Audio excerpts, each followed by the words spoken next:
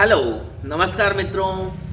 और स्वागत है आपका मेरी मधुशाला के एक नए एपिसोड में। तो ये एपिसोड जिसे हम कहते हैं संडे इज़ फन डे, आपके सामने एक बार फिर से प्रस्तुत होने जा रहा है।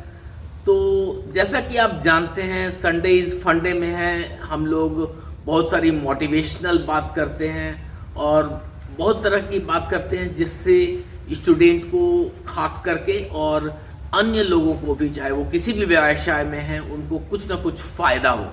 तो इस तरह की बातें करके हम लोगों को एक तरह से मार्गदर्शन भी करना चाहते हैं और साथ में चाहते हैं कि वे देख सके कि उनको जीवन में जो कठिनाइयां हैं उस कठिनाइयों का किस तरह से निदान करना है। तो इसी के लिए आज का जो सेशन है उसका टाइटल है कि failure is not an option. So आपको ये सोच करके नहीं चलना है कि आप फेल हो गए और फेल हो गए तो आप द एंड हो गए, क्योंकि अगर द एंड दिखता भी है तो उसके बाद भी एक रास्ता खुलता है। अगर आपको बहुत सारे रास्ते नहीं दिखाई दे रहे, एक ही रास्ता दिखाई देगा और वो रास्ता बहुत दूर तक जाएगा और वो आपको बहुत बड़ा मुकाम हासिल करने में आपको मदद करेगा। तो आपको उस रास्ता को पहचानना है, उस रास्ता को पकड़ना है और उस पर आगे बढ़ना है।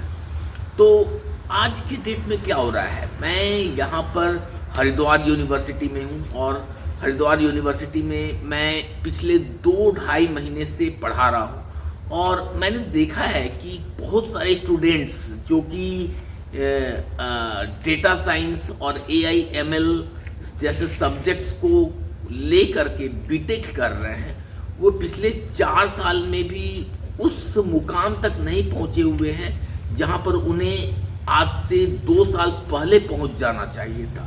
लेकिन फिर भी मैंने देखा और मैंने जिस तरह से ये कोर्स कंप्लीट कराई है, बहुत सारे स्टूडेंट्स आज के डेट में मैं देख रहा हूँ कि बहुत अच्छे लेवल पे हैं, जो कि अब सॉफ्टवेयर में अगर वो रियल डेटा साइंटिस्ट का जॉब करना चाहते हैं तो कर सकते हैं। लेकिन चुनौती यहीं पर होती है। मेरे लिए भी कभी चुनौती थी डेटा साइंस का जॉब पाने के लिए। फिर एक बार मैंने इंटरव्यू दिया और मैं बैंक में मुझे डेटा साइंस प्रोजेक्ट में एक चीफ इंजीनियर की भूमिका निभाने का मौका मिला और इसके बाद मैं वहाँ पर 4-5 साल तक रहा और बहुत तरह के प्रोजेक्ट्स में काम भी किया। और वो जो एक्सपीरियंस था मेरा, वो इतना सुदृढ़ एक्सपीरियंस था कि उसी के आधार पे, उसी के बेस के आधार पे मैं अपने आप को डेटा साइंस कोच के रूप में निर्वाचित कर चुका हूँ। और आज से 2 साल पहले मुझे चीफ लर्निंग ऑफिसर्स में टॉप 10 लेवल में पूरे इंडिया में चयनित भी किया गया था एक सर्वे के अनुसार, CEO इनसाइट्स मैगजीन के थ्रू। तो ये सारे अचीवमेंट्स जो भी थे वो ऐसे ही नहीं आए थे, उसके लिए मैं प्रयासरत रहा हूँ शुरू से। मैंने लर्निंग को अर्निंग के ऊपर मैंने ज़्यादा कोशिश की है, ज़्यादा इम्फेसिस दी है और हमेशा से मैंने लर्निंग को प्राथमिकता बना के रखी है। और earning is the secondary priority for a chief learning officer and this is how I have cultured my self. तो आज के डेट में भी मैं यही बोलता हूँ कि एक स्टूडेंट को जब मैं पढ़ाता हूँ तो मेरी जो प्राथमिकता यही होती है कि वो स्टूडेंट निखर करके आगे बढ़े। और इसके लिए मैंने पूरा प्रयासरत किया है अपने पूरे जो भी ये 2-2.5 महीना रहा है, इसमें मैंने पूरा प्रयासरत रहा। मैंने हर स्टूडेंट को एक प्राथमिकता दी है कि वे जिस लेवल पे हैं उसी लेवल पे निखर करके आगे आए। और इसलिए मैंने अपनी तरफ से पूरा प्रयास किया कि मैं हर स्टूडेंट को फोकस कर सकूं। अब अगर 60 स्टूडेंट्स हैं क्लास में तो ऐसा तो संभव नहीं है कि सारे के सारे स्टूडेंट्स का मैं नाम याद कर लूँ या फिर सभी को जान लूँ, लेकिन हर एक का फेस मेरे दिमाग में है, हर एक का एक्सपीरियंस मैंने किस स्टूडेंट के साथ कब कैसा इंटरेक्ट किया है वो भी मेरे दिमाग में है। तो ये जो होता है उसके आधार पे उनको एक संदेश दे पाना, उनको एक बता पाना कि आप किस प्रकार आगे बढ़ेंगे, वो बहुत हद तक इंटीमेट होता है और बहुत हद तक इमीडिएट भी होता है। आपको पता नहीं चलता है, लेकिन आप किसी की लिखावट देख करके बता देते हैं कि आपको आपकी लिखावट थोड़ी सुधारनी होगी। तो इस तरह से करके आप स्टूडेंट्स को दिशा निर्देश देते हैं। और यही कारण है कि आज भी जब मैं सड़क पर चलता हूँ तो मुझे अक्सर 2-4 स्टूडेंट कहीं ना कहीं मिल जाते हैं और पूछते हैं, सर क्या हाल है, कैसा समाचार है। और ये जो स्टूडेंट की तरफ से प्रोएक्टिवनेस आता है जब वे पूछते हैं कि सर अगला टॉपिक क्या होगा, अगले सब्जेक्ट्स में हम लोग क्या सीखेंगे, तो ये सुन करके जो एक खुशी मिलती है कि वे कितने क्यूरियस हैं। लेकिन बात यहीं पर ख़त्म नहीं होती है। ये 2-3 महीने का संग्राम तो ख़त्म हो गया है, लेकिन इसके बाद क्या होती है। मैंने एक कविता भी लिखा था, कैंपस नियुक्ति की गाथा, कैंपस नियुक्ति की कहानी। वो जो कैंपस नियुक्ति की कहानी थी वो मैंने अपने ऊपर जो बीते थे पल उसके आधार पे लिखी थी। जॉब नहीं बेटे तो आगे भी पढ़ाई है। हाँ, तो आज भी वही बात है। आज जिन लोगों को जॉब ढूंढना है, अगर उनका जॉब नहीं लगता है तो उनके लिए भी यही दिशा निर्देश है। सिर्फ मेरा नहीं, हर शिक्षक का, हर बड़े लोगों का दिशा निर्देश यही है कि बेटे जॉब तो लगी नहीं तो चलो अब एमटेक कर लो, पीएचडी कर लो, थोड़ा आगे पढ़ो, हो सकता है कोई टीचर प्रोफेसर का जॉब मिल जाएगा आज से जा करके 5-6 साल के बाद। तो यही है। लेकिन जॉब भी जरूरी है, क्योंकि किसी किसी के लिए जॉब की रिक्वायरमेंट होती है। अगर उनका फैमिली सपोर्ट नहीं कर पा रहा है तो हो सकता है वो पीएचडी के लिए अभी वो नहीं जा सके, उनको जॉब ही करनी पड़ेगी। तो ऐसी स्थिति में उनके लिए एक जॉब ढूंढना जरूरी है। जहाँ तक जॉब ढूंढने की बात है उसमें भी बहुत सारे उपाय हैं।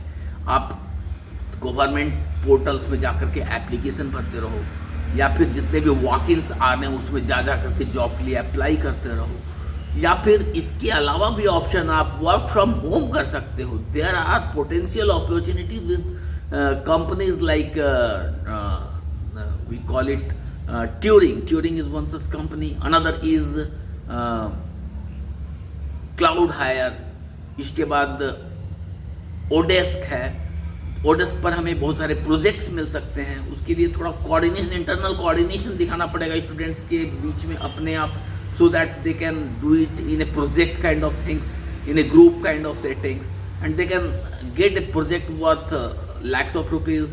They can earn even lakhs of rupees in a month, जो कि एक रियल जॉब में उतना पैसा नहीं होगा।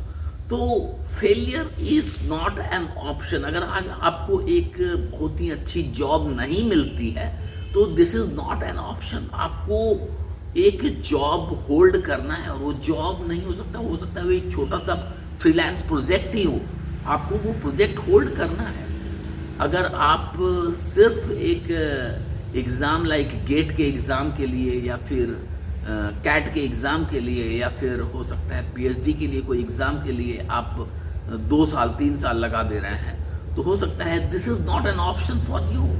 आप 2-3 साल लगाएं और उसमें भी आपको रिजल्ट नहीं मिले, अल्टीमेटली आपको एक जॉब ही करना पड़ेगा ऑर्डिनरी, तो वो भी नॉट एन ऑप्शन। उसके लिए उस एग्ज़ाम के लिए तैयारी करना कीजिए। आप ज़्यादा से ज़्यादा आधा घंटा 50 मिनट टाइम दीजिए दिन में, दैट्स मोर देन इनफ। आपको पूरे 1-2-4 घंटे देने की ज़रूरत नहीं है। आप लेस देन 1 आवर टाइम दीजिए किसी भी कॉम्पिटिटिव एग्जाम्स के लिए। लेकिन हाँ, आप एट प्रेजेंट एक जॉब कीजिए, एक वर्क कीजिए, एक छोटा सा प्रोजेक्ट लीजिए और उस प्रोजेक्ट पे 2-4 घंटा पर डे काम कीजिए, and try to get something so that you can run your family necessity. That is the option, that is the option. Failure is not an option. अगर आपको एक रेडीमेड जॉब नहीं मिल रहा है तो it's not a problem. You do something for your project, you try to bring some project, some internship project और some other project, but make yourself, prepare yourself from some project. That is the option. Failure is not an option. You have to get something as a project which you can do and you can make some money. That is the option.